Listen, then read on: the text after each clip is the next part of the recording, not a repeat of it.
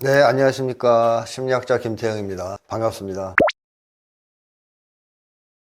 사실 일본 사람들이 대체로 한국에 대해서 어떤 태도를 가지고 있느냐가 중요한 그 변수겠죠. 아직까지는 그래도 다수의 일본 사람들이 일본 지배층의 영향을 많이 받아서 한국에 대해서 좀 우월의식 같은 게 있습니다. 좀 깔보면서. 그리고 일본 지배층이 추구하고자 하는 어떤 군국주의화, 군사대국화, 여기에도 상당 정도 동조하는 사람들이 많고요. 그러다 보니까 일본 사람들 입장에서는 윤석열 정부가 제일 좋았죠. 만만하고 말 너무 잘 듣고 굳이 뭐 압박이나 강요를 하지 않더라도 알아서 일본을 위해서 외교를 해주는 듯한 모습을 보였기 때문에 일본 사람들 입장에서는 윤석열 정권이 굉장히 마음에 들었을 텐데, 이재명 대통령은 그러한 윤석열 정권의 대일 굴종 외교 또는 뭐 친일 외교를 비판을 많이 했습니다. 그러면서 일본과의 관계에서 국익을 중심에 놓은 실용 외교 내지는 국익 외교를 하겠다, 이런 주장을 하다 보니까 일본 사람들이 경계를 많이 했죠. 윤석열이 탄핵 안 당하기를 바라는 일본 사람들도 있었고, 이재명 당선이 아니라 김문수의 당선을 바라는 사람들도 꽤 많았는데, 막상 당선되고 나니 이제 상당히 많은 사람들은 걱정을 하는, 경계를 하고 걱정을 하는 그런 상황이고요. 그렇지만 일본 사람들이 다 그런 건 아니죠. 일본 사람들 중에서도 굉장히 건전한 사람들이 있습니다. 그런 사람들은 이재명 대통령의 당선을 환영하는 쪽이죠. 그래서 일본의 여론은 전반적으로 좀 경계하고 걱정하는 쪽이 있지만, 그래도 일부 사람들은 환영하고 부러워한다 라고 정리할 수 있겠습니다. 이번에 일본의 집권층이 된 기시다 내각인가요? 그쪽이 가지고 있는 정치 성향은 과거의 일본의 지배층과는 조금 다릅니다. 과거 일본 지배층은 거의 뭐 미국에 맹종하는 외교를 했다고 볼 수 있는데, 이번에 만들어진 내각은 트럼프가 당선된 걸 예견하면서 진작부터 트럼프가 당선되면 분명히 고립주의 외교를 할 테니까 그걸 잘 이용해서 이번 기회에 일본이 미국의 좀 영향력에서 벗어나 보자. 사실 일본은 2차 세계대전 이후부터는 거의 미국의 영향권에 복속돼서 사실 자체 군대도 가지지 못하고 있죠. 자위대라고 뭐 군대에 버금가는 무장력이긴 합니다만, 그래도 자체 이제 군대도 가지지 못하고 있고, 또 미국의 거의 눈치를 봐가면서 미국 밑에서 사실은 부하 노릇을 해온 상황이죠. 근데 일본 사람들은 그 미국의 전쟁에서 졌긴 했지만 마음속 깊은 곳에 언젠가는 미국을 이기겠다 하는 복수심도 가지고 있어요, 군국주의자들은. 그래서 그것을 숨기고 있었다가 이번에 만들어진 일본의 새 정부 내각은 그거를 좀 드러내고 있습니다. 트럼프 정부가 되면서. 그래서 그쪽에서 나오는 말을 들어보면 이번 기회에 일본도 미국의 소나기에서 좀 벗어나자, 독립국의 지위를 좀 차지하자, 트럼프 때를 이용해서, 이런 얘기들이 좀 많이 나옵니다. 그러다 보니까 일본 정부는 지금 중국과도 관계를 계속 정상화하려고 노력하고 있고, 북한과도 관계를 정상화하려고 외교 방침을 대폭 바꿨고요. 러시아하고도 계속 우호관계를 가져가려고 합니다. 한마디로 미국의 말을 그렇게 잘 안 들어요. 그러니까 앞에서는 트럼프를 위해서 막 뭔가 다 해줄 것처럼 알랑알랑거리지만 뒤에서 실속을 차리고 있다 그럴까요?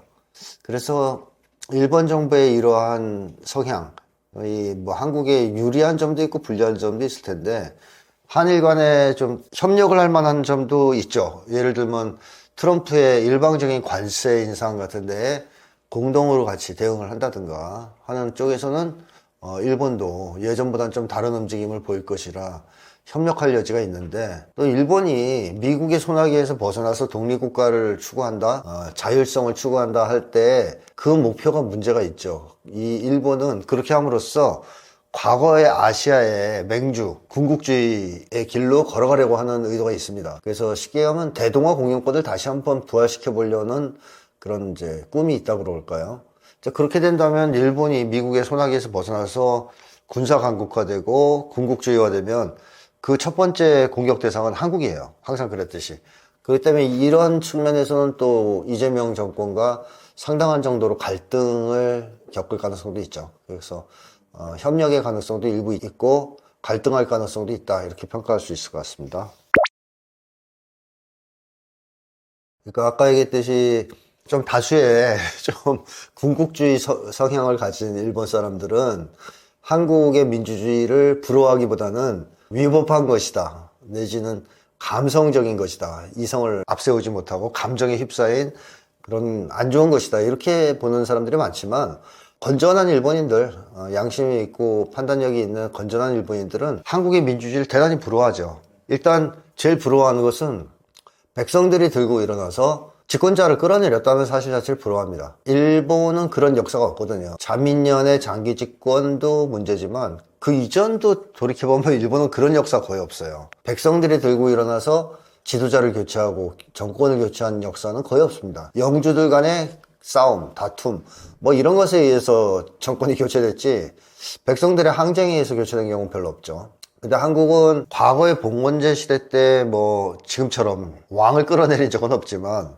어쨌든 끊임없는 민중 봉기, 뭐 백성들의 어떤 밀란으로 표현되는 그런 것이 있었고, 그것이 정치 시스템에 상당한 영향을 미쳤습니다, 과거에도. 그리고 현대에 들어와서는 벌써 여러 차례 대통령을 끌어내렸잖아요. 이승만, 그 다음에 군부 독재도 물러나게 했고, 최근 년 10년간에 벌써 2번 대통령을 탄핵했습니다. 이 자체가 뭐 엄청난 부러움의 대상이죠. 일본 사람들 입장에서는. 아, 한국 사람들 대단하다. 뭐 잘못 뽑을 수는 있는데 잘못 뽑고 문제가 있다 생각하면 바로 자기들 손으로 끌어내리는구나, 이렇게 부러워하는 측면. 그 다음에 이번 대선을 보면서 한국의 투표율에 대해서도 상당히 놀라죠. 일본은 보통 의원 선거, 일본에 뭐 이제 참의원, 의원 뭐 이런 게 있다 그러는데, 그런 선거 투표율이 대체로 50% 좀 넘는 수준이거든요. 일본은 내각제라서 이런 선거에 의해서 사실은 정부가 구성되는 건데요. 그렇다면 우리식으로 하면 이게 이제 거의 대통령 선거라고 봐야 되는데, 이런 경우에도 50 몇 %밖에 안 나온다는 건데, 한국은 이번에 아시다시피 78인가요? 거의 80에 육박할 정도의 투표율이 나오고 있습니다. 그러니까 일단은 일본 사람들이 부러워하는 것 중에 하나는 이런 높은 투표율.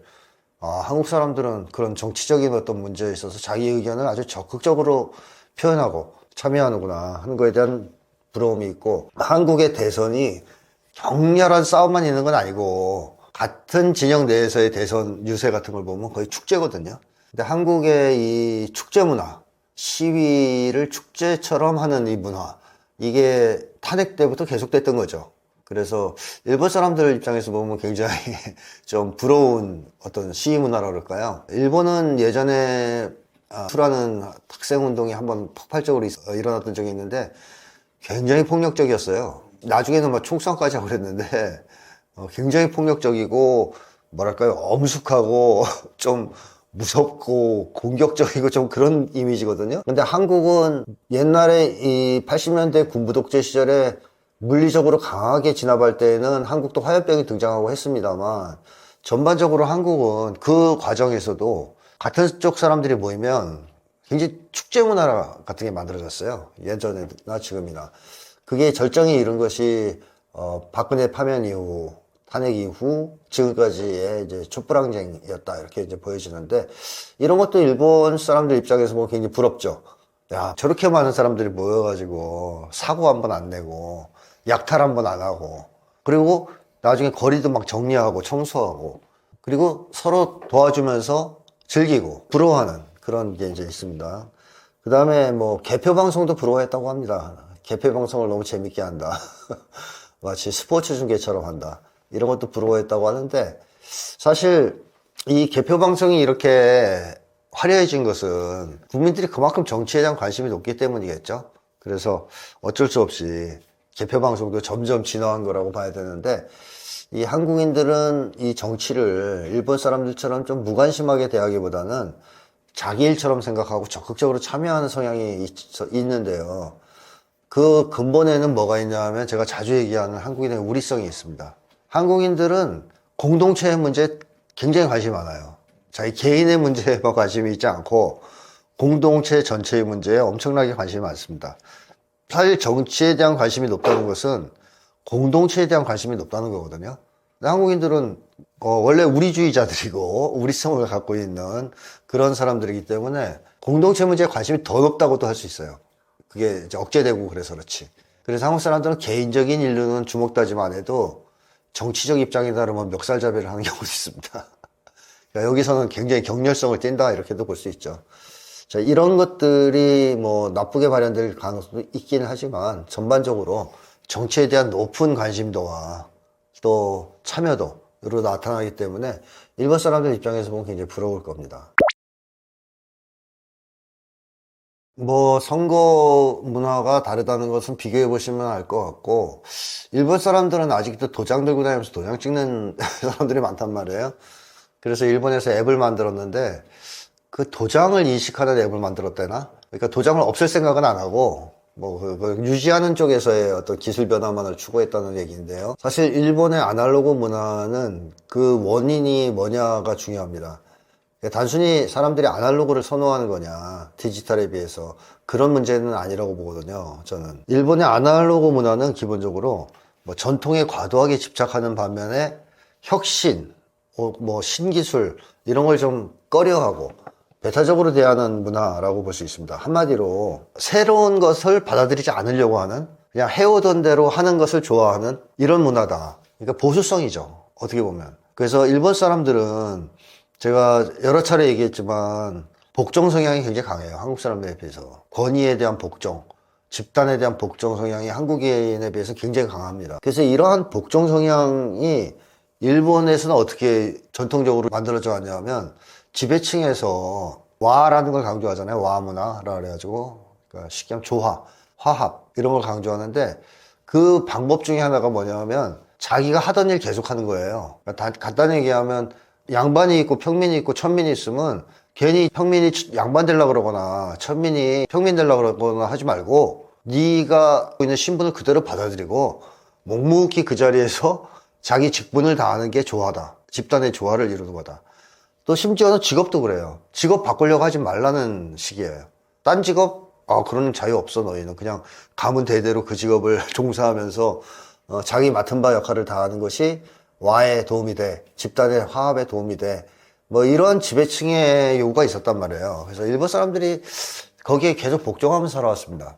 그러니까 일본 사람들은 그런 점에서 보면은 신분 상승을 위해서 막 노력하는 거, 또는 사회를 개혁하기 위해서 제도를 바꾸기 위해서 노력하는 거, 또는 직업을 바꾸려고 하는 거, 이런 것들 전반을 되게 싫어해요. 그리고 두려워하죠.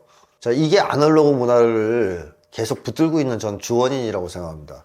그러니까 새로운 게 꼭 싫어서라기보다는 그 일본 사람들 성향 자체가 그냥 살아오던 대로 계속 살고 하던 일 계속하고 이런 걸 좋아하지, 새롭게 뭔가 도전하고 바꾸고 하는 걸 그렇게 좋아하지 않는다는 것이죠. 자, 그래서 저는 이런 아날로그 문화가 일본에 좀 많이 고착되어 있고, 이건 한국의 디지털 문화하고 크게 대비가 되는데, 한국 사람들은 이 디지털 문화를 가지게 된 이유가 뭐 여러 가지가 있지만, 제가 한국인의 민족성 중에 하나로 꼽는 인간 중심성과 큰 관련이 있습니다. 그러니까 한국 사람들은 어떤 것을 대할 때 항상 기준이 사람이에요. 그러니까 사람한테 도움이 되면 받아들이고, 도움이 안 돼? 버립니다. 그러니까 굉장히 개방적이죠. 근데 일본 사람들은 사람이 아니고 기준이 뭐냐면 규칙이나 전통 같은 거예요. 그것이 사람보다 더 중요하다고 생각해요. 그러니까 전통에 입각해서 이거는 너무 전통과 대비되는 거다, 안 받아들이죠. 근데 한국 사람들은 전통 같은 것도 중요시하지만 더 중요하게 생각하는 건 사람이기 때문에, 전통 중에서도 사람한테 해가 된다고 판단되면 바로 버립니다. 그 대신 거꾸로 새로운 것인데 이건 사람한테 이익이 될 것 같아, 그럼 바로 수용해요. 그러다 보니까 한국이 디지털 문화의 바로미터 역할도 했죠. 신제품의 시험장이 되기도 합니다. 그러니까 한국 사람들은 그런 데 대해서 열려 있어요. 개방되어 있습니다. 타국의 종교를 대할 때도 한국인들은 그랬거든요. 무조건 좋다 싫다가 없어요. 들어보고 이거 사람한테 도움이 될 것 같아, 그러면 그냥 받아들여요. 도움 안 된다? 그러면 아이 됐어, 치워. 한국인들은 그런 점에서 변화나 혁신에 굉장히 빠른 사람들이다, 이렇게 이제 볼 수 있고, 일본은 변화와 혁신보다는 전통, 보수 뭐 이런 쪽에서 고착되어 있는 쪽이다라고 본다면, 일본의 아날로그 문화는 그런 근원이 있기 때문에 쉽게 사라지기는 어려울 수 있다. 일본 사회가 전반적으로 바뀌기 전에는 그렇게 생각이 되고, 선거 때에도 그래서 일본 사람들이 옛날식으로 합니다. 어떻게 보면 수개표 좋아하고 그런 걸 수도 있는데, 한국은 그런 점에서 보면 이 찍는 펜까지도 계속 혁신된 거죠. 조금씩 문제가 있으면 계속 고쳐요. 그 다음 선거 때 더 좋게. 그래서 이번 편은 뭐 역대급 가장 좋은 이거로 개량이 됐다 그러는데, 한국 사람들은 이게 좋아 그럼 이거 하고, 이 뭐 예를 들면 시스템이 조르륵 수개표보다는 전자식이 좋아 그러면 뭐 부정선거 시비만 막을 수 있다면 그거 하려고 그러고, 그런 데서 거침이 없죠.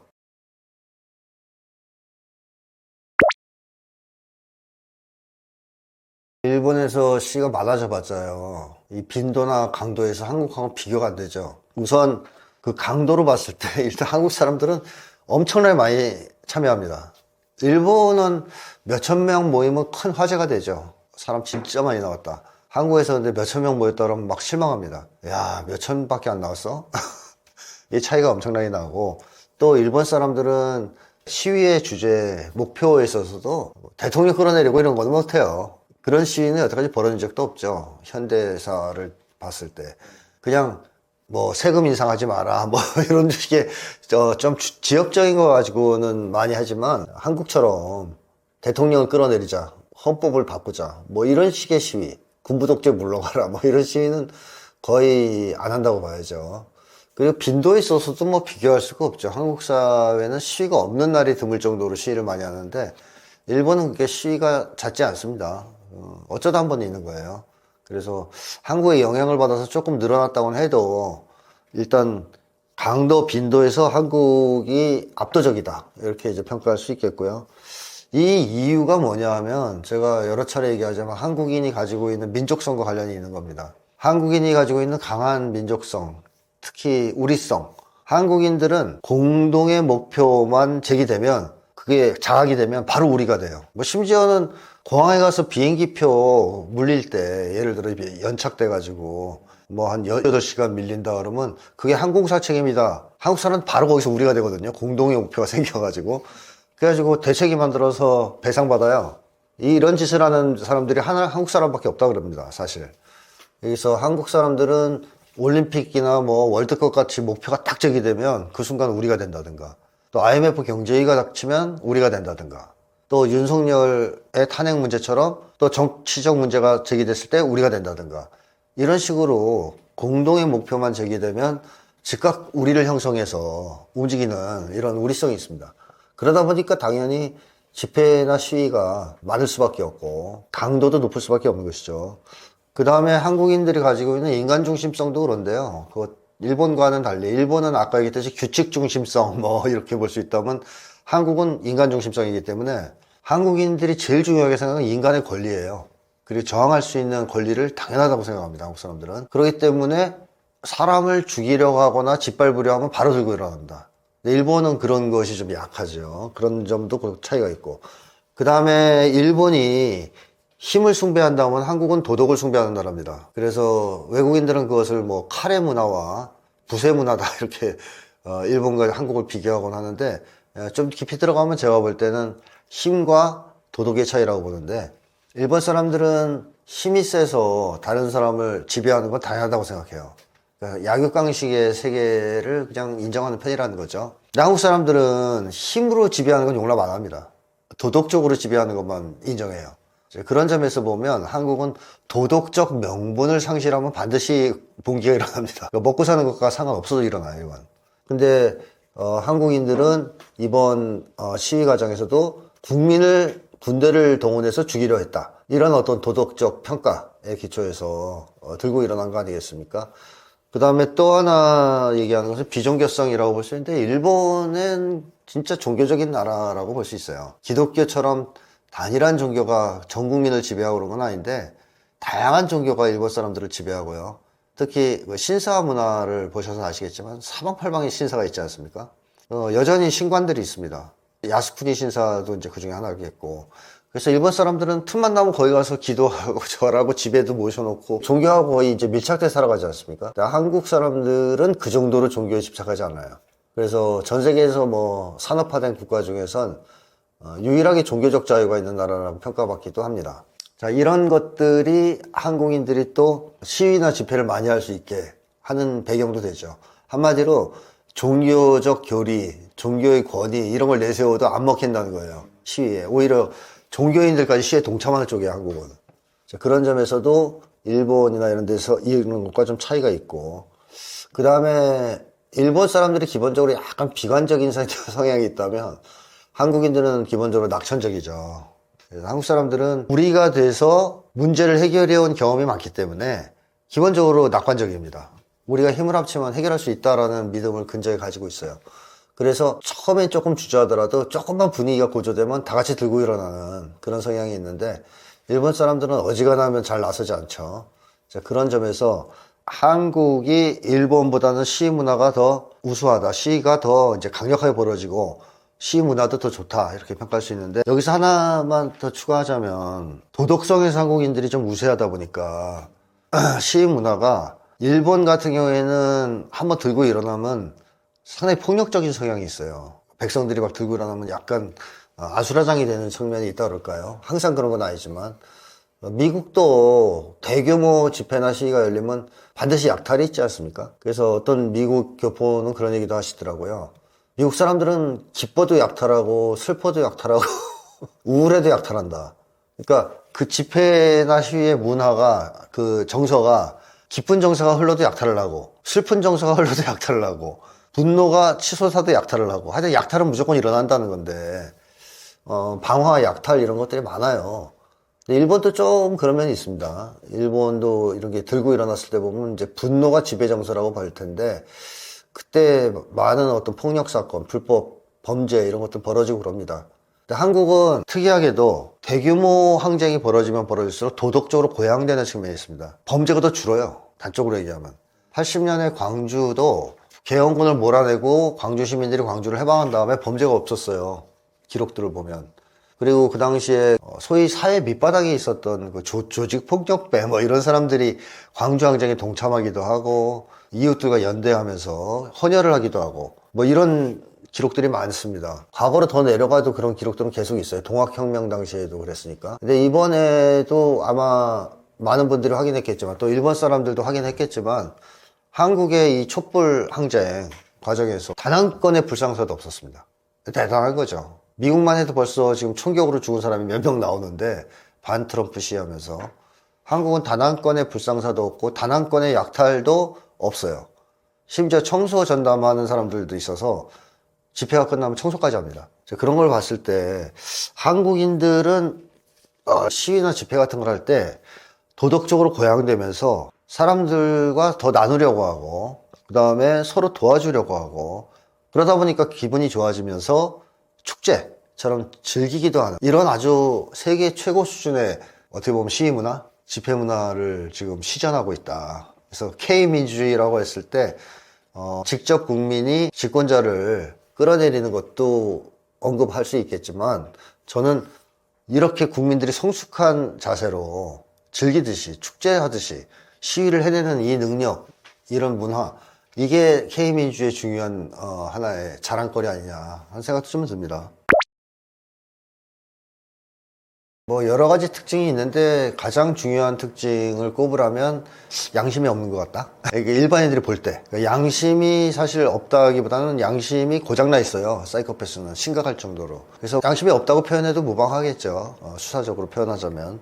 그래서 일반인들이 사이코패스를 보면 제일 처음 느끼는 게 저 사람은 양심이 없는 것 같아. 어떻게 저럴 수가 있지? 그런 느낌을 받습니다. 그리고 또 그것과 결부된 것으로서 감정 능력이 없는 것 같은 느낌을 받을 겁니다. 그러니까 누가 죽었다, 누가 다쳤다, 누구에게 안 좋은 일이 생겼다 그럴 때 거기 공감을 잘 못해요. 슬퍼하지 못해요. 그게 죽었어? 뭐 이런 식의 아주 차가운 반응들 이런 것 때문에 일반 사람들은 깜짝깜짝 놀라게 되죠. 사이코패스한테. 야, 쟤들 인간이냐? 뭐 이런 식으로 생각을 하게 되고 그 다음에 또 하나 확연하게 드러나는 차이는 사이코패스가 기본적으로 반사회성이 있다는 겁니다. 이 사회성이라고 할 때 기본은 대인관계를 중요시하고 대인관계에서 사람들과 잘 어울려서 같이 살아가려고 하는 그런 성향이 사회성에서 굉장히 중요한 거 아니겠습니까? 그런 욕망이 없다면 아예 사회성이 개발되지 않을 수도 있는 거죠.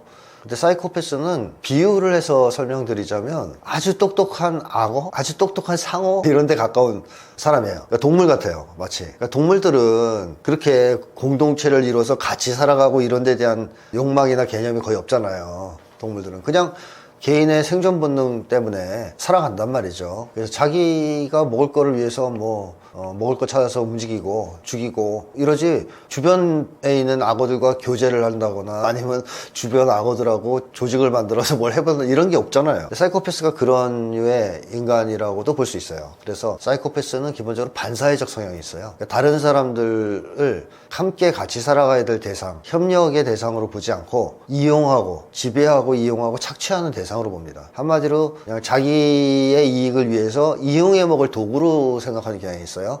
그러다 보니까 반사회성을 자주 드러내죠. 그래서 이런 것들이 일단은 일반인들과 좀 뚜렷하게 구분되는 사이코패스의 특징이라고 말할 수 있습니다.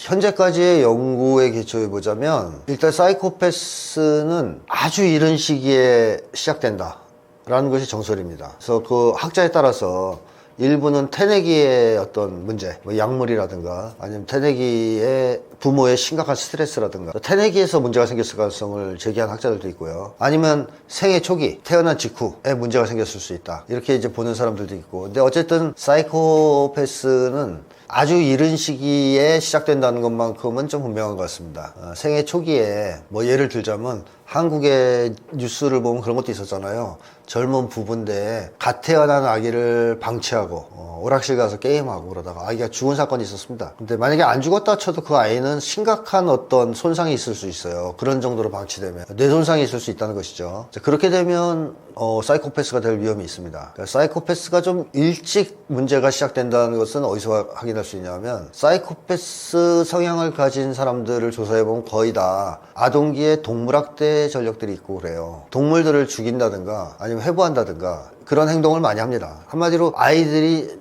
아동기만 돼도 동물을 이렇게 죽이거나 해부하는 걸 굉장히 무서워하거든요. 그리고 싫어하죠. 끔찍하다고 느끼고 좀. 뭐 생물학이나 이런 데 해부학에 관심이 있는 아이들조차 그런 건 느끼는데, 사이코패스는 그런 게 없기 때문에, 감정이 없기 때문에 동네에 있는 동물들을 그냥 흥미삼아 죽여보기도 하고, 심심하다고 죽이기도 하고, 갔다가 이제 궁금하다고 배를 갈라서 해보기도 하고, 이런 전력들이 있어요. 그러면 이미 아동기 때 사이코패스가 굳어졌다는 얘기 아니에요, 이거는. 그러니까 사이코패스는 아동기 때를 훨씬 거슬러서 더 일찍 시작된다라고 이제 학계에서는 보고 있죠. 자, 그런 점에서 본다면 저는 기본적으로 태내기든 아니면 생애 초기든 선천적인 건 아니지 않습니까? 후천적인 것이죠. 그래서 후천적이라고 보는데, 다만 그 시점은 되게 빠르다, 이렇게 말씀드릴 수 있고, 어린 시절에 감정 능력을 관장하는 뇌가 손상됐을 가능성이 높다고 보는데요. 그렇게 되면 어떤 문제가 생기냐면, 감정 능력이 없는 상태에서 심리, 성격, 인격이 형성돼 버립니다. 이게 사이코패스예요. 그러니까 사이코패스는 일찍이 감정 능력이 손상된 상태에서 심리나 인격이 형성된 사람이에요. 그래서 나이가 많이 먹은 다음에 감정 능력이 손상된 사람하고는 전혀 달라요. 그런 환자들도 있거든요. 나이가 많이 먹은 상태에서 감정 능력, 뇌가 손상된 사고로 감정 능력을 잃은 사람들이 있는데, 이 사람들은 전혀 사이코패스하고 다릅니다. 그러니까 사이코패스는 이른 시기에 감정 능력이 손상되고 그 상태에서 심리와 인격이 형성된 사람이다, 이렇게 봐야 될 겁니다. 일단 동기가 있죠, 사이코패스들한테. 가스라이팅은. 왜냐하면 사이코패스들은 사람을 어떻게 보냐면 자기의 이익과 욕망을 충족시킬 도구로 봐요. 사이코패스들은 한마디로 인간관계가, 사이코패스는 도구적, 착취적이에요. 그러니까 건강한 사람들이 맺는 인간관계가 사이코패스의 경우에는 사실 불가능합니다, 거의. 그래서 가스라이팅의 목적은 기본적으로 그 사람을 지배해서 자기 이익을 실현하는 거란 말이에요. 그래서 일반인들도 그 목적으로 하는 건데, 사이코패스는 모든 사람을 그런 식으로 대하기 때문에 가스라이팅에 대한 동기가 훨씬 더 강하다고 볼 수 있겠죠. 어찌 보면 사이코패스에게는 자기를 제외한 나머지 모든 사람은 가스라이팅 대상일 수도 있는 것이죠. 걸려드냐 안 걸려드냐의 차이만 있을 뿐. 그래서 일단 동기가 강력하다라는 점을 꼽을 수 있겠고요. 그 다음에 또 하나는, 가스라이팅을 하는 과정은 결국 상대방의 정신을 파괴하는 거란 말이죠. 그래서 그거는 친절한 방식도 있겠지만 아주 잔인한 방식도 많아요. 학대하고 괴롭히고 자기를 의심하게 만들고 등등 이런 짓을 하는데, 일반인들은 그런 짓을 하면서도 당연히 죄책감이라든가 미안함 같은 걸 느낄 수도 있습니다. 상대방이 괴로워하고 힘들어하는 걸 봤을 때는 순간 양심이 아플 수도 있겠죠. 근데 사이코패스는 감정 능력이 없잖아요. 그래서 가스라이팅을 하면 상대가 겪는 고통을 봐도 감정적으로 동요가 없어요. 막 쉽게 하면 죄책감도 못 느끼고 미안함도 못 느끼고 양심에 찔리고 이런 것도 없어요. 그러니까 훨씬 더 가스라이팅을 잘하겠죠, 일반인보다는. 그러니까 사이코패스는 인구 비례상 그렇게 많지는 않기 때문에 드물긴 하지만, 만약에 사이코패스가 가스라이팅을 한다 그러면 일말의 동요나 주저 없이 아주 과감하게 또 일관되게 가스라이팅을 할 가능성이 높죠. 그런 점에서 사이코패스가 가스라이팅 할 가능성은 평범한 보통 사람에 비해서는 훨씬 높다, 이렇게 평가할 수 있습니다. 크게 두 가지 부류를 경계해야 될 수 있는데요. 하나는 반사회성이 있는 부류라고 할 수 있어요. 타인을 지배하고 착취하고 학대하는 그런 사람들이 있습니다. 그런 부류. 그러니까 조금 전까지 말씀드렸던 사이코패스가 거기 들어가고요. 또 유명한 사이코패스와 쌍벽을 이루는 그런 비슷한 사람들이 나르시시스트라고 있습니다. 이 나르시시스트도 타인을 엄청 괴롭혀요. 그래서 피해야 되겠고, 그 다음에 또 한 부류는 윤석열 대통령이 해당되는데요. 권위주의자 성격자. 이 사람들도 반사회성이 있어요. 그리고 약자, 자기보다 약하다 생각되면 가차없이 괴롭힙니다. 타인을 지배하고 공격하고 착취하고 학대하는 성향이 있는 사람들을 일단은 피하는 게 제일 좋겠죠. 제일 큰 피해를 주기 때문에. 그래서 사이코패스, 나르시시스트, 권위주의자 성격자, 이거는 절대 피해야 되고요. 그 다음에 또 하나 피해야 되는 부류가 있다면, 조금 전에 얘기했던 부류보단 좀 약하긴 해도 이쪽도 문제가 꽤 되는데, 타인들로부터 사랑과 인정을 과도하게 갈구하는 사람들이 있어요. 예를 들면 관종, 그 다음에 애정결핍자, 착한 아이 컴플렉스가 있는 사람, 뭐 이런 사람들인데, 이런 부류 사람들은 좀 속되게 얘기하면 사랑의 흡혈귀라고도 할 수 있어요. 타인에게서 사랑을 자꾸 뺏어 먹으려고 그러니까 어른이 되면 사랑을 받는 것보다는 하는 것이 주가 돼야 되거든요. 그게 기본이 돼야 되는데, 이 사람들은 어른이 돼서도 여전히 아이 같아서 사랑을 주는 것엔 큰 관심이 없고 별 관심이 없고 받는 거에만 관심이 있어요. 그래가지고 계속 남들로부터 그걸 요구해요. 그 방식이 노골적일 수도 있고, 뭐 아니면 아주 은은할 수도 있고, 또는 어떤 때에는 굉장히 뭐랄까요, 헌신적이고 희생적인 모습을 보여주는 경우도 있어요. 하지만 결과적으로 사랑을 주기보다는 받는 것에 급급한, 좀 과도할 정도로 타인들의 사랑과 인정을 바라는 사람들, 또 인간관계에서는 피하는 게 좋습니다. 왜냐하면 제가 사랑의 흡혈귀라고 말씀드렸듯이 그들과 관계가 깊어지면 깊어질수록 다 빨려요. 빨아먹습니다. 주는 건 없이 쫙쫙 빨아먹는. 그렇다고 보면 나쁜 사람들은 아닌 것 같기도 하고 착해 보이기도 하고, 그래서 또 이렇게 내치지도 못하고 그러면서 끌려다니면서 계속 에너지가 소진되는 그런 경우가 있습니다. 그래서 이런 부류, 대표적으로 두 가지 부류는 피하면 좋지 않겠냐. 저는 뭐 무조건 저건 통해한 절대적인 진리는 아니다라고 생각합니다. 사람에 따라 다르다는 것이죠. 정말 괜찮은 사람이고 건강한 사람이면 속 얘기를 하는 게 좋죠. 속 얘기를 할 수 있는 관계야말로 친밀하고 건강한 관계라고 할 수 있지 않습니까? 그 관계가 있냐 없냐가 행복도에 미치는 영향도 지대합니다. 따라서 친한 사람인데 그 사람이 괜찮은 사람이다, 그러면 속 얘기를 하는 게 좋죠. 서로 주고받고. 근데 문제는 친해서 속 얘기를 꺼냈는데 알고 보니 그 사람이 좀 문제가 있는 사람이더라, 나쁜 사람이더라. 그러면 그걸 이용해서 나한테 엄청난 피해를 줄 수도 있고요, 상처를 줄 수도 있기 때문에 저는 이게 나오는 거라고 보거든요. 그리고 실제로 거리가 있는 사람일수록 나한테 상처를 줄 능력은 부족해요. 내가 잘 모르는 사람이 나한테 뭐라고 했다고 그 소문이 들린다고 내가 상처를 얼마나 입겠어요. 그러나 정말 가까웠던 누군가가 나를 비난했다, 뒤에서 뒷담화를 했다, 그런 얘기를 들으면 막 가슴이 무너지죠. 그래서 가까운 관계라는 것은 그만큼 심리적 영향력이 큰 관계고, 상처를 줄 수도 있는, 저도 아주 강력한 상처를 줄 수 있는 그런 관계라고 본다면, 문제가 있는 사람이 가까웠다, 그래서 그 사람한테 속을 털어놨다, 이거는 정말 위험할 수 있죠. 그래서 그런 맥락에서 하는 얘기인데, 주변 사람이 다 괜찮은 사람이면 저 얘기 믿고 속을 얘기하지 않는 것보다는 속을 얘기하는 게 좋습니다. 근데 판단이 안 선다 그러면 일단 안 하는 게 나을 수도 있겠죠.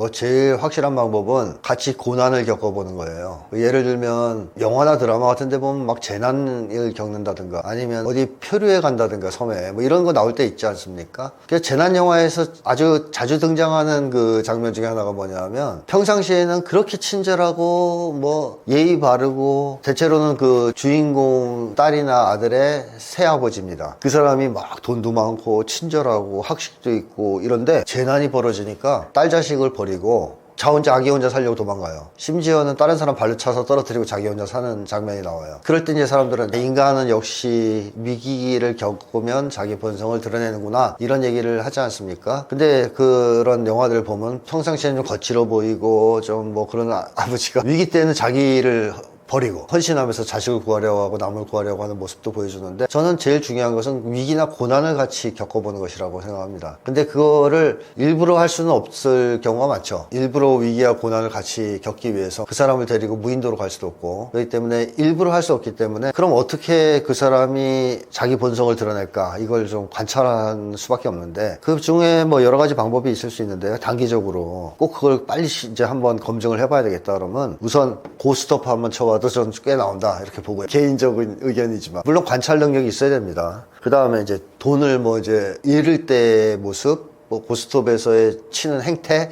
이런 걸 통해서 본성이 상당히 이제 드러나는 경우가 있고 그 다음에 같이 운동을 하되 집단적 운동 같은 거 있지 않습니까? 배구나 이런 거 팀으로 하는 거 그런 거 보면 대략 그 사람의 본성이 나오는 경우가 많습니다. 운동은 힘든 육체적인 활동을 요구하기도 하고 또 단체 운동은 협력하는 태도나 자세 같은 걸 잘 드러내주기 때문에 예를 들면 중요한 순간에 패스 안 하고 자기가 차놓는다든가 그래서 헛발질해서 골 찬스를 놓친다든가 뭐 이런 식의 모습들을 볼 수가 있어요. 그래서 집단적인 운동 경기 같은 것도 괜찮고 그 다음에 여행을 좀 다니면 여행도 조금 힘들고 그렇잖아요. 때로 좋았다가 에너지도 떨어지는 시기가 있고 그러면서 이제 그 과정에서 그 사람의 인격, 성품, 본성 이런 게 드러날 수 있기 때문에 여행도 괜찮고 뭐 그 다음에 뭐 힘든 어떤 등반이라든가 그 사람이 좀 힘들어할 만한 서로 그랬을 때 그 사람이 어떤 태도를 보이는가 아주 힘들고 어려운 상황 고단한 상황에서도 역시 배려심을 잃지 않고 잘 대해주는지 아닌지 뭐 등등 그런 것들을 시도해 볼 수는 있습니다. 뭐 여기 밥 먹는 것도 하나의 방법이라고 얘기하는 사람들이 있는데 그건 왜 그러냐 하면 밥 먹을 때 어떤 식으로 먹느냐 그러니까 예의 바르게 먹느냐 아니냐도 있고 또 맛있는 반찬이 있을 때 상대방한테 먼저 좀 배려하는 모습을 보이느냐 아니냐 이런 것도 평가할 수 있겠고 등등 그 사람의 본성이 드러나는 경우가 있기 때문인데 이거는 관찰력이 좀 우수해야 되고 또 여러 차례에 걸친 판단이 좀 필요합니다. 그래서 제가 충고를 드리고 싶은 거는요 사실 단기간에 빨리 판단하는 것은 하지 않으면 어지간하면은 그렇게까지 오판하지는 않는다라는 점을 말씀드리고 싶어요. 흔히 사람들은 처음에 만났을 때 과대평가하는 경우가 있어요. 상대방은 너무 사람 괜찮더라 한번 만나보고 연애 관계에서는 콩깍지가 씌었다 그러죠 그럴 때. 그래서 무슨 말을 해도 안 믿는 이거는 이미 그 사람에 대한 과대평가가 이루어지기 시작했다는 건데요. 이 콩깍지가 씌워졌다라는 것은 뭐냐 하면 내가 그 사람에 대해서 가지고 있는 어떤 욕망이나 기대가 있을 수 있는데요. 그 욕망이나 기대에 근거해서 그 사람을 끼워 맞춘 겁니다 사실은. 그래서 콩깍지는 제가 볼 땐 그거예요. 자기가 욕망을 가지고 있는데 상대방을 딱 만났더니 그 욕망을 채워줄 수 있는 사람처럼 느껴져요. 그러면 이제 확 눈에 콩깍지가 씌워지면서 그 사람을 무조건 좋게 평가하는 뭐 예를 들자면 이런 거죠. 아주 냉정하고 차가운 아버지 밑에서 자라서 친절하고 따뜻한 남성에 대한 선망이 있는 그걸 만날 걸 소망하는 여성이 있는데 누굴 만났는데 너무 다정스럽고 친절한 거예요. 그러면 거기에 자기 욕망이 바로 작용을 하죠. 그런 사람을 만나고 싶다는 욕망이 작동을 해서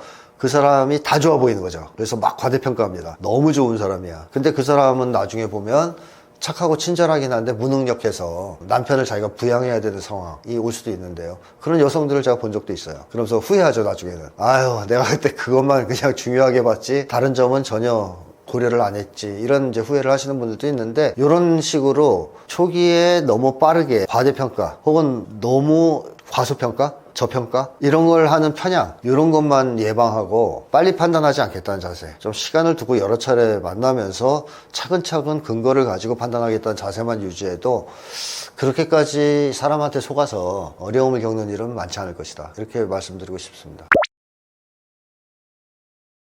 이번 대통령 선거, 조기 대선이죠. 이번 대통령 선거는 한국 역사상 초유의 내란중 선거였습니다. 그래서 이번 대선이 굉장히 좀 특이한 선거였다라고 말씀드릴 수 있는데요. 내란중 선거라는 게 뭐냐 하면 좀 쉽게 말씀드리면 이런 거죠. 12월 3일 날 비상계엄이 선포됐을 때 군대가 동원되자 시민들이 달려나와서 그 군대를 물리쳤습니다. 그러면서 계엄을 해제시켰어요. 이게 1차 내란 저지죠. 1차 내란 저지가 있으면 당연히 이제 내란 진압으로 들어가야 됩니다. 근데 문제는 이번에 내란을 일으킨 주체가 정권이라는 겁니다. 통상 내란은 정권을 쥐지 못한 쪽에서 일으키고 그걸 진압하는 것이 정권이죠. 근데 정권을 쥐고 있는 대통령이 내란의 주체였고 어떻게 보면 그 정부가 내란의 주체였다라고 볼 수 있는 상황이에요. 그래서 친위 쿠데타란 말도 쓰는 건데요. 자, 이러다 보니까 1차적 비상계엄 저지시키는 건 성공했다. 즉 1차 내란을 저지시켰는데 그 이후에 내란 종식이 시작되지가 않습니다. 만약에 내란 종식이 시작되었다면 당연히 내란범들 체포하고 조사해서 명명백백히 진상을 규명하고 처벌하는 과정이 뒤따랐을 거예요. 곧바로. 그래서 만약에 12월 3일 이후 그 과정이 진행이 됐다면 이번 대선에서는 제가 볼 때 이재명 대통령이 한 70%까지도 얻을 수 있었을 겁니다. 왜냐하면 1차 계엄이 좌절된 직후에 여론조사하면 윤석열 지지율이 20%도 안 나왔거든요. 그러니까 훨씬 더 압도적인 승리를 할 수 있었을 거예요. 그러나 안타깝게도 말씀드렸듯이 내란을 저지른 주체가 정권이었기 때문에 이 내란 종식이 진행이 안 됩니다. 오히려 내란은 지속돼요. 2차, 3차 내란 막 지속됩니다. 그래서 사람들은 대체로 윤석열이 풀려난 거, 내란 수괴인 윤석열이 풀려난 걸 2차 내란으로 보고 또 조이대 사법 쿠데타를 3차 내란이라고 얘기하죠. 어쨌든 그런 자잘한 내란 시도가 계속 이어집니다. 왜냐하면 내란 세력들이 전혀 거의 처벌이 안 되고 자기 자리를 잡고 이 선거를 좌지우지하려고 했기 때문에 그 과정에서 시간이 많이 지나자 언론 총동원되면서 이 대선의 성격을 왜곡하기 시작합니다. 이번 대선은 뭐니 해도 내란 심판 선거인데요. 그 내란 심판 선거를 희석시키기 위해서 사실 실패했는데 그게 무슨 계엄이냐, 내란이냐, 그냥 계몽령이지 않냐, 그리고 한 번의 해프닝이었을 뿐이다, 등등으로 해서 그 내란의 성격을 희석시키고 대통령 선거를 인물 간의 대결, 이재명과 김문수의 대결이다, 또는 정당 대결, 민주당과 국힘당의 대결이다, 또는 개혁과 진보 그리고 보수의 대결이다, 이런 식으로 계속 분위기를 흐립니다. 그리고 보수는 총동원돼서 들고 일어나서 난리를 쳤죠. 서부지법을 습격하질 않나 등등. 그러다 보니까 이게 시간이 12월 3일에 1차 내란 저지 이후에 대선을 치르는데 6개월이나 걸리고요. 6개월 동안 그러한 어떤 내란 지속 과정이 있었습니다. 내란 세력이 총동원돼서 대선판을 흐리는, 성격을 왜곡시키는 이 과정이 있다 보니까 정치의식이 좀 높은 국민들은 여전히 이건 내란 심판이야 하는 성격을 명확히 가지고 투표를 했다라고 볼 수 있지만, 그렇지 않은 좀 중간층, 정치 저관여층 이런 쪽은 시간이 많이 지나면서는 내란 심판이라는 성격을 상실하고 인물로 투표를 한다든가 또는 보수 성향에 따라 투표한다든가 하는 쪽으로 됐죠. 그래서 막판 보면 사람들이 싸우는 과정에서도 김문수가 인물이 더 어떻네 저떻네 이런 게 좀 많이 얘기가 됐어요. 내란보다는. 그 결과 사실 내란 심판 선거라고 비추어 봤을 때 득표율은 50%가 당연히 넘어야 되는데 그걸 넘지 못하는 결과가 나왔다. 근데 어쨌든 이번 선거는 저는 쉬운 선거는 아니었다고 생각합니다. 내란이 종식되지 않은 조건에서 치러졌기 때문에.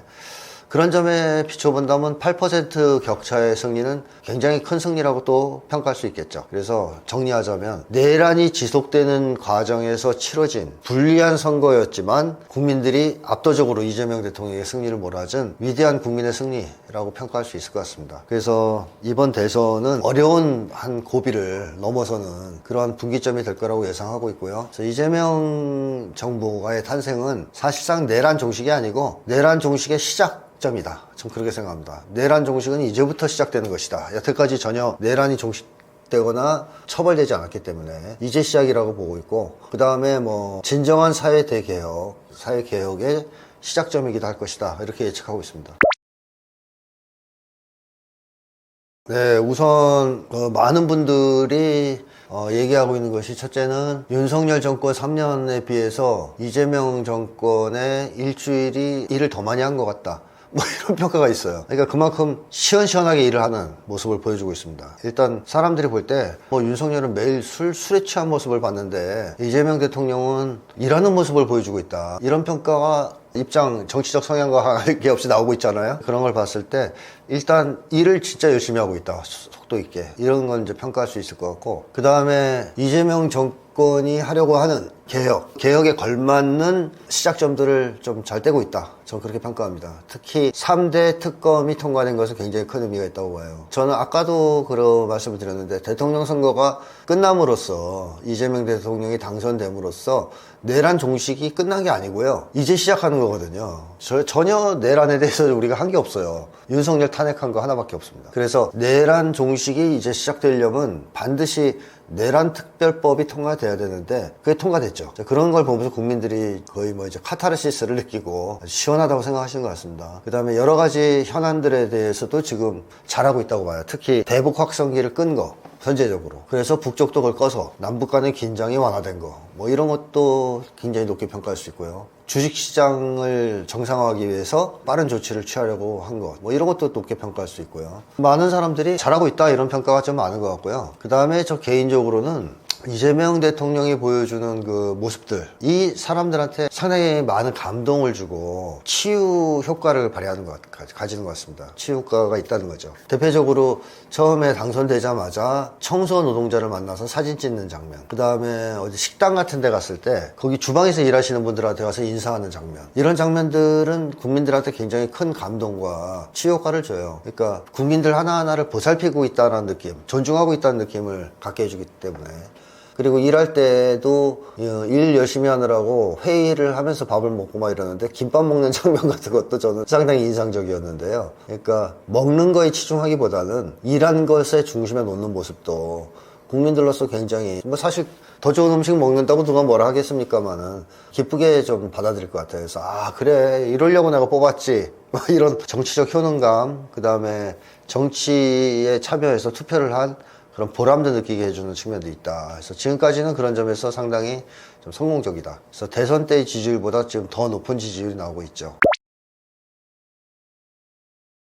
자, 이재명 대통령은 제가 예전부터 2017년 정도부터 책을 출간하면서 분석을 했는데, 거기서 얘기했던 것을 몇 가지만 요약하자면, 첫째는 최근에 요즘에 보기 드문 공익 추구형 정치인이라는 겁니다. 공익 추구형 정치인이 말만 난 공익을 위해서 일한다고 해서 공익 추구형이 되는 건 아니거든요. 항상 중심을 공익에 놓느냐, 즉 국민을 중심에 놓느냐 아니냐에 의해서 좌우되는 건데, 이거는 결심한다고 해서 할 수 있는 것도 아닙니다. 자기의 어떤 사적인 욕망들을 잘 승화시키거나 심리치료를 통해서 해결하는 사람만이 될 수 있는 겁니다, 공익 추구형 정치인은.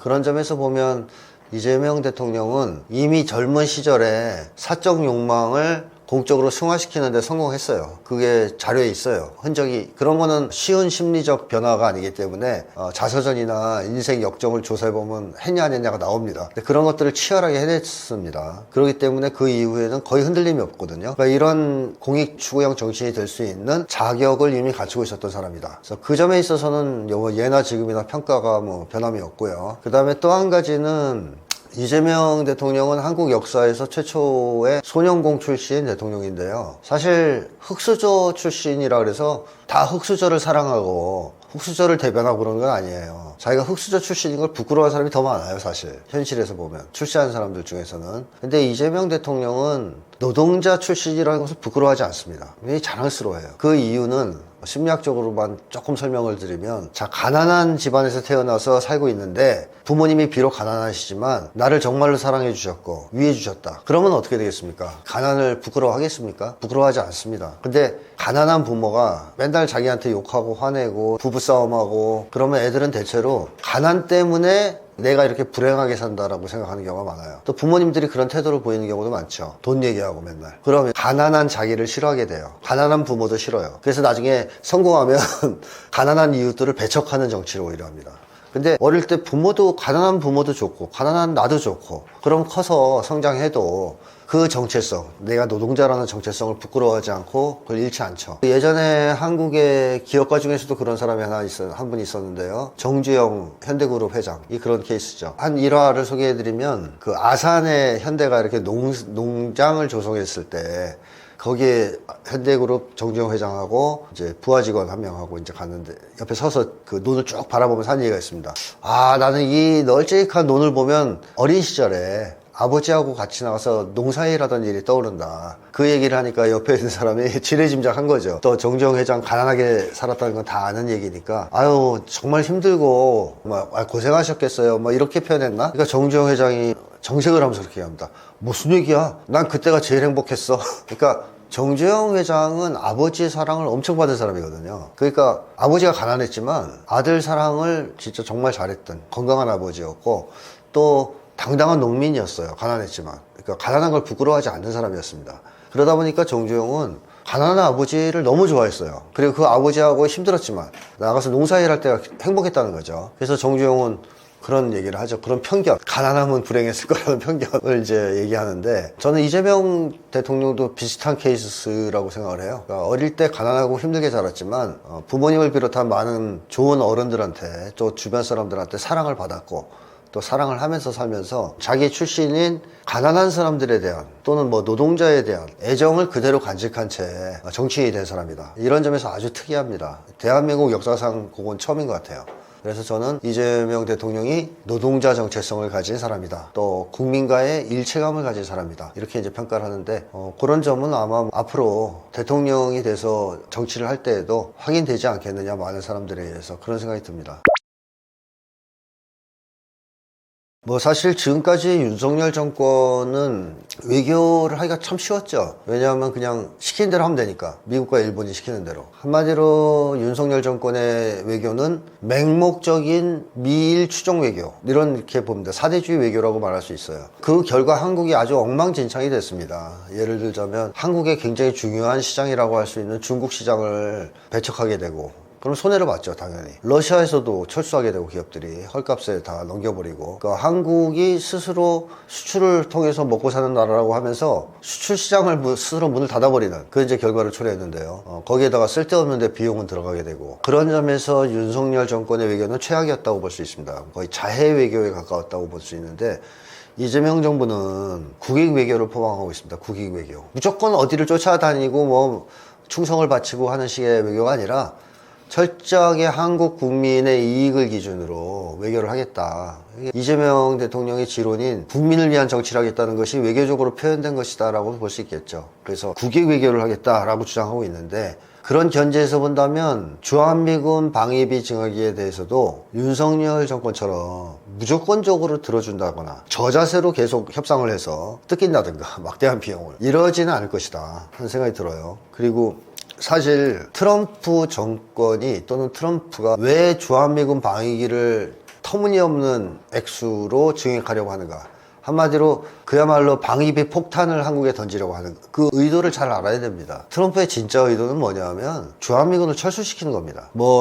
아는 분들은 다 아시겠지만 일기 때도 트럼프가 주한미군을 철수시키려고 계속 그 얘기를 꺼내다가 주변 사람들이 말리느라고 곤욕을 치렀다는 얘기가 지금 이미 나와 있죠. 근데 트럼프 입장에서는 북적하고 잘 지내고 싶어하는 입장이고요. 그래서 북미 수교를 하고 싶어하는, 관계 정상화를 하고 싶어하는 그런 외교 노선을 천명하고 있고, 그 다음에 한국이 아닌, 그러니까 북한이 아닌 중국에 좀 집중해서 중국을 견제하고 봉쇄하는 쪽이 트럼프 정부의 일관된 목표예요. 그거는 트럼프만이 아니라 그 주변 사람들 다 그 얘기를 하고 있습니다. 똑같이. 그런 점에서 주한미군을 바라보거든요, 트럼프는. 그렇다면 트럼프 입장에서 주한미군은 한국에 꼭 배치를 해야 될 군대이냐? 그렇지 않습니다. 우선 중국을 견제하기 위해서도 한국에 꼭 둘 이유가 없어요. 다른 데 갖다 놔도 됩니다. 괌이라든가 다른 데 일본이라든가. 오히려 한국에 있으면 주한미군은 전쟁이 발발하는 즉시 조기에 전멸당할 가능성이 있습니다. 왜냐하면 중국에서 너무 가까워요. 그러니까 중국이 미사일로 대만과 전쟁이 벌어지면 당연히 주한미군이 개입할 가능성이 있다고 판단되는 순간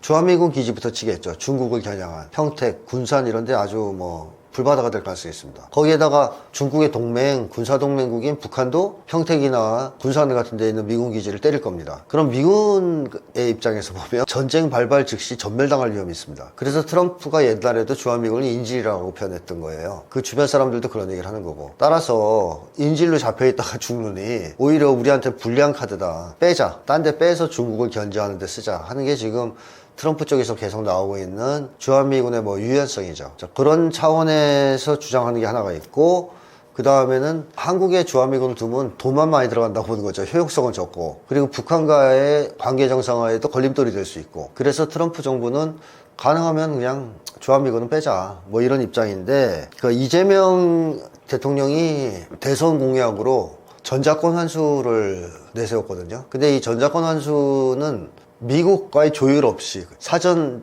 의견 교환 없이 그냥 내세울 수 있는 공약이 아니에요. 이거 잘못 내세우면 잘못하면 미국한테 테러 당합니다. 정말 아주 민감한 문제거든요, 이거는. 자, 근데 이재명 대통령이 후보 시절에 이걸 과감하게 내걸었다, 미국이 아무 말을 안 했다 라는 얘기는 전자권 환수 합의가 돼 있다는 얘기예요, 한미 간에. 트럼프 쪽에서도 계속 공공연히 전자권 환수 얘기를 해요. 그럼 왜 전자권을 환수하려고 할까? 한국군에게 돌려주려고 할까? 그걸 줘야 주한미군을 뺄 수가 있습니다, 이미의 시각에. 그래서 어떤 면에서 트럼프는 주한미군 방위비 폭탄을 던지고 전자권을 돌려주고 하면서 언제든지 주한미군을 한국에서 뺄 수 있는 사전 준비 작업을 진행 중이다, 이렇게 이제 볼 수 있거든요. 그렇다면 이재명 정부가 이런 것을 잘 파악한다면 트럼프한테 오히려 역으로 얘기할 수도 있죠. 당신들이 하는 말은, 여태까지 한 말 들어보니 주한미군은 북한을 상대하는 군대가 아니고 우리를 지켜주는 군대도 아니고 중국을 견제하기 위한 군대라는 얘기인데, 그렇다면 우리 땅에 있으려면 너희들 돈을 내야 되지 않겠냐, 돈을 받는 게 아니라, 이런 입장에서 상대할 수도 있습니다. 나가고 싶어 하는 것 같은데 가고 싶으면 가라 뭐 이렇게 얘기할 수도 있겠죠. 자, 그렇게 함으로써 주한미군 방위비를 이제 폭탄을 던져서 뜯어내려고 하는 거를 좌절시킬 수도 있겠고, 또는 상황에 따라서는 그냥 내보낼 수도 있는 겁니다. 감축시키거나. 지금 이재명 대통령이 남북관계를 풀기 위해서 대화를 하자고 하고 있는데, 대화 채널을 복원하자고 하는데, 그렇게 해서 남북관계가 호전되면, 또 북미관계가 만약에 정상화된다면 주한미군 굳이 없어도 됩니다. 그러면 트럼프가 원하는 대로 그냥 데리고 나가라 그러면 되죠. 자, 이렇게 주한미군 방위비 증액 문제는 아주 옛날식의 냉전 시대의 사고방식처럼 주한미군 나가면 큰일 난다, 나라가 망한다, 뭐 이렇게 볼 수 있는 문제가 절대 아니다. 그리고 우리 한국 사람들이 아무리 트럼프한테 애걸복걸하면서 주한미군을 빼지 말라 그래도 트럼프는 자기가 빼고 싶으면 뺍니다. 거꾸로 우리가 아무리 나가라 그래도 트럼프가 주한미군이 한국에 있을 필요가 있으면 안 뺄 겁니다. 그래서 우리의 의사나 뭐 어떤 트럼프에게 어떤 요구한다 그럴까요? 기대한다 그럴까요?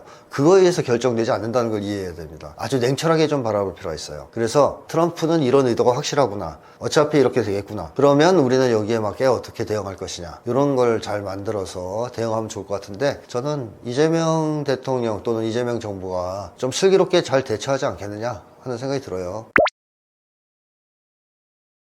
여기서 귀티라는 것이 외형상의 귀티는 아닐 거라고 저는 판단합니다. 뭐 그거라면 그냥 비싼 거로 쳐 바르면 되지 않겠어요? 그래서 그걸 질문하신 건 아닐 것 같고, 인간 그 자체에서 우러나는 귀티라고 이제 본다면 이건 몇 가지 저는 특징이 있을 것 같아요. 하나는 우선 그 사람이 가지고 있는 목표 이상이 얼마나 건전하냐와 관련이 있을 수 있다고 봅니다. 예를 들면 나는 정말 예술을 좀 해서 이런 아름다운 훌륭한 인류사의 길이 남을 수 있는 위대한 예술품을 창작하고 싶어, 이러한 목표를 가진 사람과, 어떻게 하면 이번에 이 그림을 어떻게 그럴싸하게 그려서 비싸게 팔아먹을까, 뭐 이런 목표를 가진 사람하고 과연 풍기는 게 같을까? 전 전혀 같지 않을 거라고 생각해요. 그래서 건전한 목표와 이상을 가진 사람이 귀티가 나게 돼 있습니다. 예를 들면 과거 우리 식민지 시절을 놓고 본다면 독립운동에 전 인생을 걸고 헌신하는 사람, 아니면 눈앞의 이익을 쫓아서 친일을 하는 사람, 당연히 귀티는 독립운동을 하는 사람들한테 나타나겠죠. 그래서 건전한 목표와 이상이 귀티가 나는데 중요한 저는 요인이라고 보고요. 또 하나는 도덕성이겠죠. 뭐 도덕성이 있는 사람이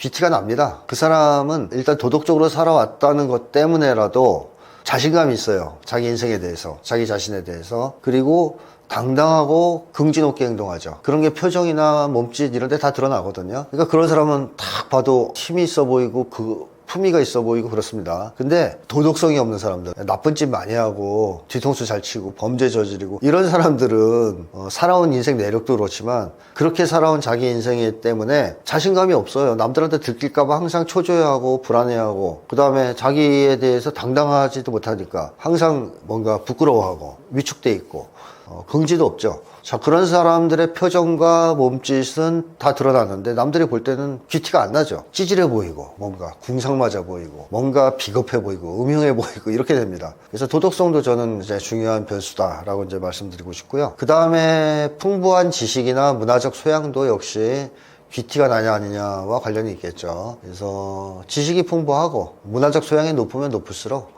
귀티가 좀 더 나죠. 전혀 그런 게 없는 사람에 비해서는 훨씬 더. 그러니까 우리가 흔히 이제 교양이 있어 보인다 이런 얘기 아니겠어요? 그 다음에 마지막으로 그 사람이 가지고 있는 성품도 여러 가지 인격과 관련된 성품도 귀티와 연관이 있을 수 있다 이렇게 이제 보여지는데, 어쨌든 저는 기본적으로 진짜 귀티라는 것은 그 사람이 건전한 목표와 이상을 가지고 올곧은 길을 걸어가면서 도덕적으로 생활하면서 그러면서 풍부한 지식과 문화적 소양을 가졌을 때, 이럴 때 이제 가지게 되는 거 아니냐 이렇게 판단합니다.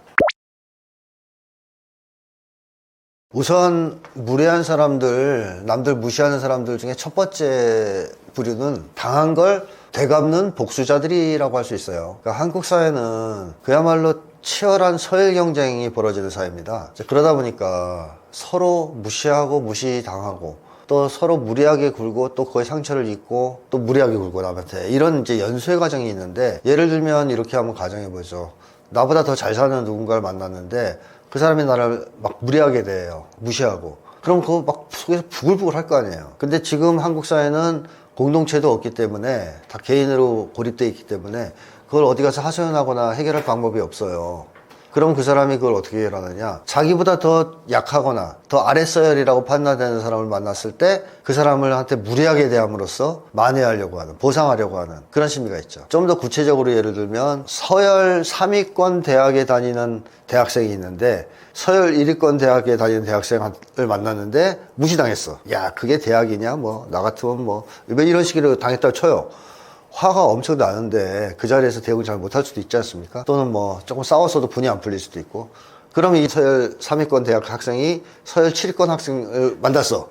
그러면 또 이제 똑같이 할 수 있어요. 야, 그게 학교냐? 뭐 이런 식으로. 이게 사실은 굉장히 비참한 얘기인데요. 한국인들은 상당수가 우월감을 쫓는 사람들이 많은데, 남들한테 무리하게 굴고 남들을 무시하면서 그 우월감을 느끼는 사람들이 많은데, 그 이면을 들여다보면 또 열등감이 있어요. 그래서 이게 제가 볼 때는 한국 사회에서 가장 큰 원인인 것 같고요. 그 다음에 또 하나 무리하게 구는 사람들 중에는 높은 서열임을 인정받아서 또 남들한테 좋은 평가를 받으려고 하는, 높은 서열을 드러내서 좋은 평가, 인정을 받으려고 하는 자기과시욕이 강한 사람들도 있습니다. 근데 이런 사람들은 자기를 드러내는 방식이 뭐 그냥 자기가 괜찮다라는 것만 드러내면 좋은데, 남을 깎아내리면서 자기를 띄우려고 하는 경향을 가지게 되는 경우도 많죠. 자기과시하고 항상 동반되는 게 뭐냐 하면 타인을 깎아내리는 거예요. 타인을 깎아야 자기가 과시될 거 아니에요. 그래서 자기과시가 강한 사람들은 타인을 무시하고 깎아내리는 경향이 있습니다. 자, 이런 사람들도 남들한테 무례하게 구는 경향이 있죠. 무례하게 구는 걸 통해서 자기가 높은 서열이라는 순간에 착각을 하고, 그 과정에서 남들이 이런 나를 봤을 때 얼마나 멋있게 볼까 뭐 하는 식으로 이제 자기 만족을 하기 때문에 이런 사람들인데, 이 사람들은 특징이 열등감도 심하고 자존감도 낮고 뭐 그런 특징이 있어요. 그 다음에 마지막으로 무례하게 구는 사람들의 나머지 부류는 가학적 성향이 있는 사람들이죠. 그러니까 마음속에 화가 잔뜩 차가지고 누굴 봐도 무례하게 구는 사람이 있어요. 그러니까 이제 삐딱하다 그럴까요? 우리가 보통 보면 삐딱하다, 말을 곱게 안 한다. 그래서 영화나 드라마 같은 데 보면은 그 불량 청소년들 보면 지나가는 사람이 이렇게 슬쩍 뭐라고 얘기해도 엄청 무리하고 삐딱하게 대답하는 경우가 있죠. 그런 경우를 보면 대체로 그 아이들은 화가 잔뜩 나 있는, 대상이 누구냐와 상관없이 무례하게 행동하는 경우가 있습니다. 그리고 세상에 대한 분노도 크죠. 그렇기 때문에 어떤 자극에 대해서도 무례하게 반응하는, 야, 너 거기 목에 뭐 뻘겋게 상처가 났어, 뭐 다친 것 같아, 그러면 막 삐딱하게 쏴붙이고 그런단 말이에요. 네가 약 사줄 거야 뭐 이러면서, 어디서 훈수질이야 이런 식으로 하는 사람들이 있는데, 이런 경우는 뭐 거의 가학적 성향이 좀 있는 사람이다 이렇게 이제 볼 수 있겠죠. 그래서 그런 세 가지 부류가 전 제일 많은 것 같습니다, 대표적으로. 일단 무례한 사람들은요, 반응이 있으면 더 무례해지거든요. 특히 감정적 반응을 하면 훨씬 더 무례해집니다. 뭐 심지어는 막 길길이 날뛰는 사람도 있어요. 그래서 저는 제일 좋은 방법 중에 하나는 무례한 행동을 하면 그것 때문에 자극을 받아서 화가 나는데 무례한 행동이나 말, 그러니까 무례함 그 자체에 주목하지 말고 이 사람은 되게 무례하네, 무례한 사람이네. 왜 무례한 사람일까? 이 사람은 이유가 뭘까? 뭐 어렸을 때 사랑을 못 받았나, 아니면 열등감이 있나, 이런 쪽으로 생각을 그 순간에 하는 거예요. 그러면 이 무례한 행동에 초점을 맞출 때보다 화가 좀 덜 나요. 그래서 이제 그런 거랑 또 비슷한 거죠. 상대방이 너무 황당한 짓을 하고 이상한 짓을 하면 화가 확 나는 경우가 있는데, 쟤는 너무 못 배운 애야, 어릴 때부터 너무 안 좋고 뭐 이런 어려움을 겪은 인간이야 라고 생각하면 화가 좀 덜 나요. 또는 뭐 심지어는 나한테 이상한 나쁜 짓을 했는데 그 사람이 알고 보니까 이제 뭐 심리적으로 장애가 있어, 문제가 있어, 그러면 좀 이해가 되고 화가 덜 나기도 하죠. 그러니까 초점을 행위, 말, 무례한 행위, 말 그 자체에 맞출 게 아니라 상대방한테 맞춰놓고 그 사람을 좀 분석적으로 고찰해 본다면 이유를 따져가면서 화가 좀 덜 날 것이다, 그런 얘기를 드리고 싶고, 그 다음에 그렇게 되면 감정적 반응을 자제할 수 있게 되죠. 이게 핵심입니다. 감정적 반응을 안 하는 게 제일 중요해요. 그러니까 무례한 사람들은 도발을 하면서 상대방을 오히려 자극해서 싸움을 즐기는 부류도 있기 때문에 어쨌든 감정적으로 반응하면 거의 다 폭발해요. 더 난폭해지거나 더 무례해집니다. 그래서 감정을 자제하고 대응하는 게 제일 중요합니다. 그러니까 상대방이 상당히 무례한 짓을 했어요. 근데 나는 전혀 화내거나 그러지 않고 차분하게, 지금 당신이 하시는 행동은 예의에 어긋난 행동으로 전 생각된다, 그래서 마음이 좀 불편하다, 그러니까 감정적이지 않은데 아주 객관적으로 피드백을 주는 거지 않습니까? 그러면 상대방이 화내기가 좀 애매해집니다. 같이 화를 내면 이제 싸움이 붙겠지만, 그렇게 감정을 최대한 자제하면서 객관적으로 내가 불편하고 힘들다, 당신의 그 행동은 기준점이 어긋난다, 뭐 도덕적으로 문제가 있다 하는 쪽으로 나를 기준으로 피드백을 주는 것이 필요하다. 근데 그렇게 해도 안 되는 사람들은 어떻게 해야 되느냐, 무시, 못 들은 채 하거나 피하거나, 그 다음에 그 사람하고 좀 인간관계가 있는데 자꾸 무례하게 군다, 그러면 한 번 정도, 두 번 정도 얘기하고 전혀 반응이 없고 태도를 바꾸지 않는다 그러면 절연해야 돼요. 끊을 수 있다면 끊어야 됩니다. 모르는 사람이 그렇게 했다 그러면 뭐 너무 심하다 그러면 신고해야 돼요. 바로 대응하지 말고 바로 신고해서 여기 잠깐만 기다려 보세요, 경찰이 오면 당신이 한 말이 문제가 되는지 안 되는지 한번 물어봅시다, 이러면 대체로는 조용해집니다.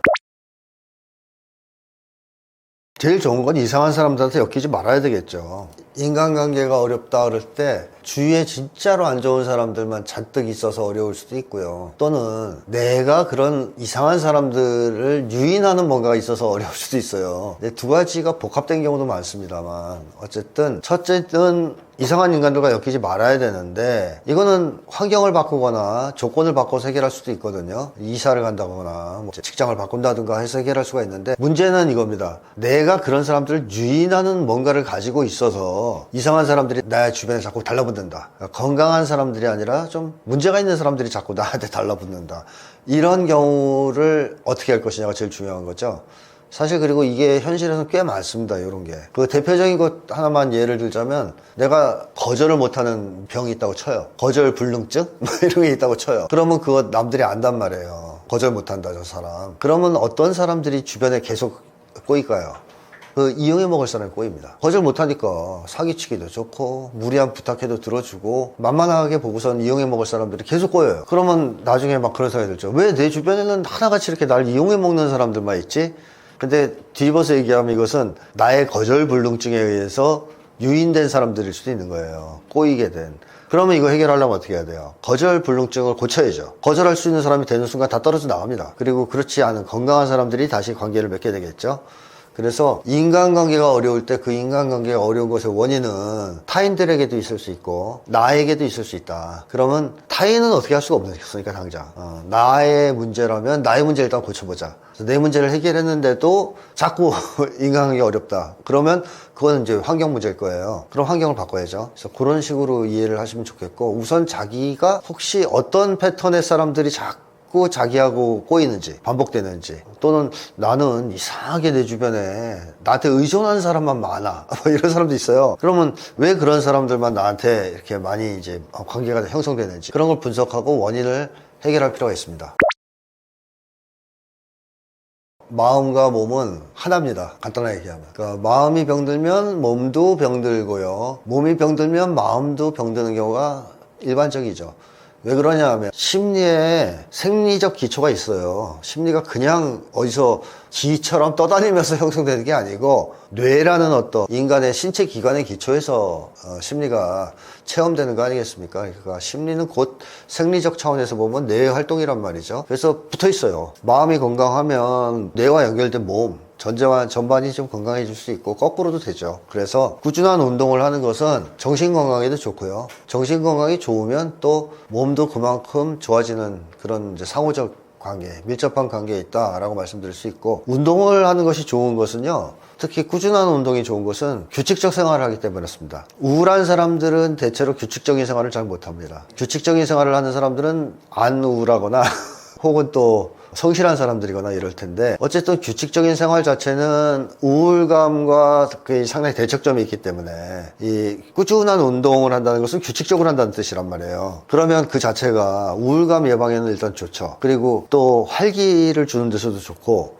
내가 뭔가 일관되게 뭔가를 실행하고 있다. 자기 만족감, 자기 효능감, 자신감 향상에도 좋고, 또 외국의 학자들의 연구에 의하면 자존감 향상에도 일정한 기여를 꽤 한다. 꾸준한 운동이. 그런 얘기를 하고 있기 때문에 저는 운동은 가능한 한 규칙적으로 꾸준히 하는 것이 좋다. 이렇게 말씀드리고 싶습니다. 혼자 생활하거나 살아가는 것만큼 우울해지는 건 없습니다. 사실 뭐 요즘에는 혼밥 시대, 혼술 시대, 심지어 혼자 노래방도 있던데요. 그런 시대라고는 하지만 사람은 혼자서 살아갈 수는 없어요. 인간관계에서 너무 상처를 받다 보니까 차라리 혼자 사는 게 편해, 이렇게 생각하는 사람이 많아지고 있을 뿐, 인간은 원래 혼자 살아갈 수 있는 존재가 아닙니다. 따라서 제일 안 좋은 거, 우울하게 만드는 행동은 혼자 있는 겁니다. 혼자 생활하고 혼자 살아가고 혼자 있고, 이게 제일 안 좋아요. 그러니까 매번 사람들하고 같이 있을 필요는 없지만, 내가 만약에 너무 지나칠 정도로 혼자서 계속 생활하고 있다, 그러면 이거는 좀 벗어나기 위한 노력을 해야 됩니다. 예를 들면 뭐 어떤 모임이라도 하나 참가해서 일주일에 한 번씩 사람을 만난다든가, 이런 식으로 행동을 해야 되겠죠. 그 다음에 또 제일 안 좋은 것 꼽으라면 병적인 욕망을 가지고 사는 거죠. 건전하지 않은 욕망, 병적인 욕망. 뭐 예를 들면 나는 재벌처럼 돈을 많이 벌고 싶어. 이건 일단 병적인 걸 떠나서 실현이 불가능한 거 아닌가요? 그 정도 돈을 벌 수는 없죠. 일확천금을 벌고 싶어. 이것도 그렇게 건전하다고 볼 수 없죠. 그러니까 어쨌든 병적인 욕망은, 문제는 달성되기도 어렵지만, 이게 달성된다 그래도, 실현된다 그래도 별로 정신건강에 도움이 안 된다는 게 문제예요. 건전한 욕망과는 달리. 건전한 욕망, 뭐 예를 들면 나 열심히 과학을 공부해서 이 세상에 필요한 뭔가 발명을 해야지, 이거는 그 목표 자체가 그 사람을 건강하게 만들어주거든요. 실현이 되든 안 되든. 근데 이 사기를 쳐서라도 난 돈을 많이 벌고 싶어, 뭐 이런 욕망은 사람을 병들게 만들죠. 그래서 이런 병적인 욕망이 있으면 결코 행복해질 수 없다. 우울감에서 벗어날 수 없다. 그래서 병적인 욕망을 내가 얼마나 잘 해결하느냐, 극복하느냐 하는 게 중요하고요. 그 다음에 또 하나는 타인들과의 끝없는 비교, 이것도 이제 문제가 되죠. 우울해지는 지름길이죠. 근데 이 타인들과의 비교도 사실 따지고 보면 그 이면에는 건전하지 않은 욕망이 있어요. 그러니까 비교의 기준이라는 게 있다는 거 아니에요. 그러니까 돈으로 비교를 하든 외모로 비교하든 자기 욕망이 있는 거예요. 돈 많이 벌고 싶어, 예뻐지고 싶어, 잘생겨지고 싶어, 이게 있으니까 비교하는 거죠. 그걸로 거기에 민감한 거고, 그런 욕망에서 해방이 되면 그 비교는 안 할 겁니다. 적어도 다른 거로 비교하겠죠. 그래서 비교 자체가 사실 나쁜 건 아닌데, 그건 또 불가피한 것이기도 한데, 좋지 않은 기준 비교를 하면서 우울해지는 경우가 너무 많거든요. 그래서 비교를 안 하려고 노력하는 것도 좋지만, 내가 어떤 걸 주로 비교하느냐, 상대방과 뭐 축구 실력을 비교하는 거냐, 아니면은 뭐 외모를 비교하는 거냐, 학력을 비교하는 거냐, 이런 걸 보면 자기가 어떤 기준을 중요하게 생각하는지를 확인할 수 있을 거고, 그 이면에 있는 자기 욕망도 들여다볼 수 있겠죠. 그래서 그런 걸 통해서 비교를 좀 제한해보는 것, 또는 건전한 비교를 해보는 것. 건전한 비교도 있어요. 도덕성 비교 같은 건 되게 건전하지 않습니까? 그러니까 도덕성 비교했는데 상대방이 나보다 훨씬 도덕적이에요. 그럼 화나는 게 아니에요. 그 사람이 존경스러워지면서 배우고 싶어져요. 그러면서 내가 더 성장합니다. 그러니까 좋은 기준의 비교는 자기를 성장시키거든요. 근데 건전하지 않은 기준, 병적인 욕망에 기초한 건전하지 않은 기준으로 비교를 하면 우울해지죠. 사람이 우울해지게 만들고, 설사 그 비교에서 좋은 결과가 나오더라도 정신이 건강해질 경우는 별로 없죠. 네, 마지막으로 한 가지 추가하자면 목표 없는 삶, 우울의 지름길입니다. 이거는 뭐 연구도 많이 있어요. 목표가 있냐 없냐 뭐 이런 거. 근데 목표가 있는 사람이 훨씬 덜 우울하죠. 목표가 없이 오늘은 뭘 해야 되지? 앞으로 뭘 하고 살아야 되지? 이럴 때 우울해지기 딱 쉽죠. 그래서 이럴 경우에는 아예 목표 없이 하루하루 그냥 우울하게 살든가, 그렇지 않으면 자기가 세운 목표가 아닌 세상이 자기한테 부과하는 목표를 그냥 막 따라가게 돼요. 남들이 뭐 하라는 대로 한다는 거죠. 시류에 따라서. 다 대학 가면 자기도 가고, 자기는 다른 목표가 없어도, 또 남들이 다 어디 취직하려고 그러면 자기도 거기 입사해서 내고, 뭐 이렇게 살 수가 있는데 우울해집니다. 그거는 사실 목표가 없는 삶이거든요. 그래서 자기가 주체적으로 판단해서 자기 목표를 세우고, 그 목표를 실현하기 위해서 살고, 그 결과를 평가하고, 또 목표를 세우고, 이런 삶을 살 때 우울에서 벗어날 수가 있습니다. 네, 뭐 근본적인 한국 사회가 이제 커다란 어떤 전환점을 저는 넘어섰다고 보고 있는데요. 한국 사회가 근본적인 개혁에 성공을 해서 이제는 좀 서로 싸우지 않고 사이좋게 사는 세상, 그러니까 나만 행복하기 위해서, 나만 잘 살기 위해서 서로 치고받는 세상이 아니라 다들 사랑하고 위해주면서 화목하게 살아가고, 그럼으로써 거의 모든 사람이, 다수가 행복한 그런 세상으로 나가게 되기를 바라고요. 이제는 우리가 그런 목표에 좀 집중해야 될 때가 아니냐 하는 생각도 듭니다.